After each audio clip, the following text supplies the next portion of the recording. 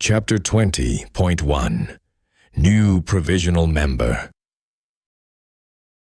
Jamtara, Kingdom of Divinium, Eastern Region of Rohana Federation, 2051 SC 152nd Day. Consider this the last leg of your piggyback adventure, Lucia chuckled as they approached the gates. As they approached the gates, Heron tensed, remembering his confrontation with the guards. The same guard from yesterday stood at his post, but when he saw Richard, his demeanor shifted completely. "Sir Prydens," the guard said, straightening his posture. "I trust the expedition was successful." Richard produced the carefully wrapped crosses specimens. 3 samples, as requested. Grade A quality. The research division will be pleased. The guard accepted the flowers with surprising reverence. "Excellent contribution, sir. The medicinal research team has been asking for fresh specimens." His eyes flickered to Heron, slumped on Almir's back. "Training accident?" "Something like that," Lucia said with a smirk. "Wild boars can be quite educational." They passed through the gates without incident, the guards now nodding respectfully as they passed.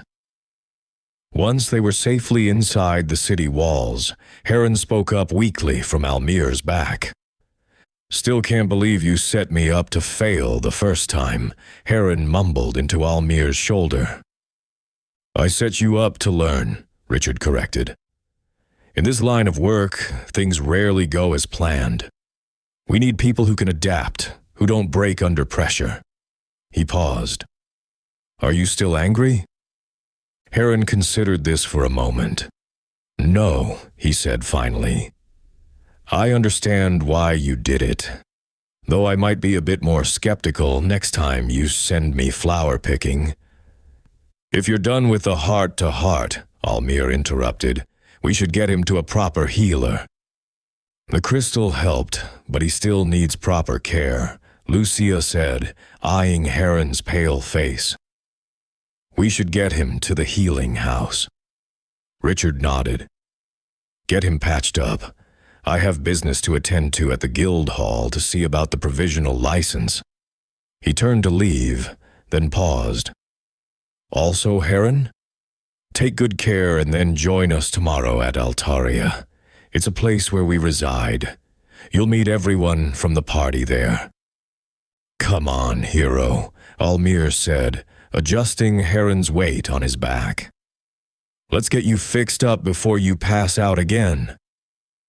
The healing house was a modest building with crystal lamps burning in its windows. Inside, the air was thick with the scent of herbs and antiseptic. A woman in white robes looked up from her desk, her expression shifting to concern at the sight of Heron. "What happened to this one?" she asked, already gesturing toward an empty bed. "Training accident," Lucia said smoothly. "He'll need to be back on his feet by morning, if possible." The healer clicked her tongue as she examined Heron's wounds. "A crystal's been used on him recently," she observed, her fingers probing gently at his neck. "Did a decent job with the wounds, but he's lost too much blood. He needs rest and proper nourishment." She turned to gather various vials and powders from her shelves. "I'll do what I can, but I make no promises." "I'll be fine," Heron protested weakly, but the healer silenced him with a stern look. "You'll be fine when I say you're fine," she said firmly. She held out a cup filled with something that smelled strongly of mint and copper. "Drink this. All of it." Heron grimaced but obeyed, draining the bitter concoction. The healer began working on his wounds properly, her hands moving with practiced efficiency as she applied salves and bound the deeper gashes. "He'll need to stay the night," the healer said to Almir and Lucia, who had remained by the door. "The potion will help, but rest is what he needs most. Come back for him in the morning." Lucia looked at Heron, then at the healer. "You heard the woman. Get some sleep, hero. Tomorrow you'll meet the rest of us." As the door closed behind them, Heron's eyes grew heavy. The crystal lamps on the walls blurred and dimmed, and sleep claimed him. Morning light filtered through the healing house windows when Lucia arrived to collect him. She leaned against the door frame, arms crossed, watching as Heron gingerly tested his neck's range of motion. "Still attached, I see," she said. "Good. I was concerned if I'll get you in one piece." "Thanks for the concern," Heron muttered, standing carefully. His legs held, though everything still felt stiff. "Don't mention it, hero." Lucia pushed off the doorframe. "Come on. We need to get you cleaned up and properly dressed before you meet everyone. Can't have you look like you crawled out of a monster's den." They walked through Jamtara's morning streets, the city already alive with the sounds of vendors and steam engines. "Let's get you back to your tavern first," Lucia said. "Do you mind if I get myself something on your tab?" "Pay for your own stuff," Heron grumpily replied. Marcus was behind the counter, and he raised an eyebrow when he saw Heron's condition. "What happened?" Marcus asked. "She can fill you in," Heron said as he pointed to Lucia. "I need to go wash up." Half an hour later, Heron descended the stairs in clean clothes. The wounds on his neck were gone, and aside from moving a bit stiffly, he looked presentable. "Much better," Lucia said, inspecting him. "Now you look like an adventurer instead of a disaster. Let's go.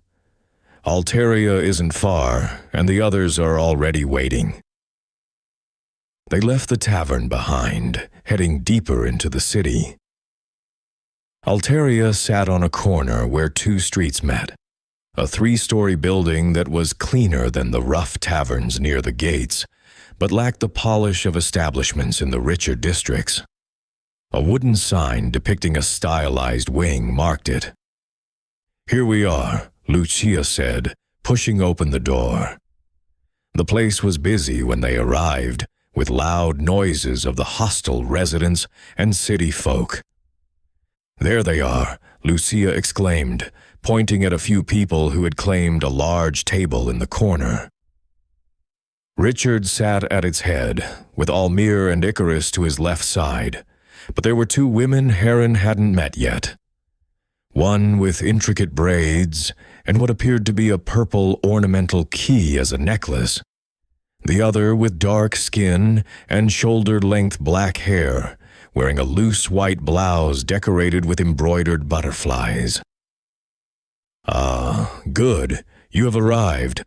Please take a seat, so we can start the introductions.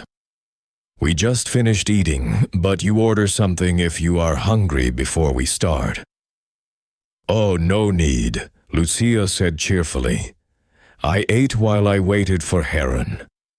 "Oh, and Heron, you owe Marcus 2 blue coins."